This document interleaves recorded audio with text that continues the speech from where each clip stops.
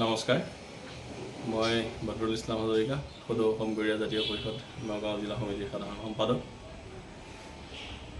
আকস্মিক বান আহি পেলাই কিদৰে আমাৰ অসমৰ লগতে নগাঁওকো বহুত ক্ষতিগ্ৰস্ত কৰিছে আৰু আজি আমি সেই বানাক্ৰান্ত লোকক কিঞ্চিত আমাৰ সামৰ্থ্য অনুযায়ী আমাৰ পৰিষদৰ ফালৰ পৰা তেওঁলোকৰ ওচৰত কাষ চাপিবলৈ চেষ্টা কৰিছোঁ।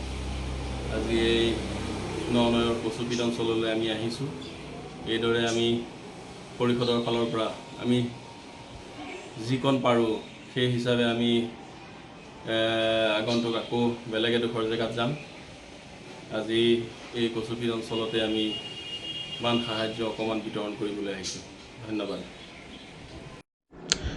নগাঁও জিলাৰ ননৈ কচুপিত অঞ্চলৰ বানাক্ৰান্তৰ কাষত এয়া সদৌ অসম গৰিয়া জাতীয় পৰিষদ। সদৌ অসম গৰিয়া জাতীয় পৰিষদে আজি নগাঁৱৰ কচুপিতত কিছু বান সাহায্য আগবঢ়ায়। বিতৰণ অনুষ্ঠানত পৰিষদটোৰ ৰাজ্যিক আহ্বায়িকা আৰবিয়া বেগম, জিলাৰ সভাপতি ফজলুল হক, উপসভাপতি নিজাম আহমেদ, উপসভাপতি আলমাছ উদ্দিন আহমেদ হাজৰিকা, সাধাৰণ সম্পাদক বদৰুল ইছলাম হাজৰিকা, ৱুমেন জাষ্টিছ ফৰামৰ সভানেত্ৰী নেচিমা আমান, সাধাৰণ সম্পাদিকা তমজিদা বেগমৰ লগতে পৰিষদৰ আন বিষয়ববীয়াসকল উপস্থিত থাকে।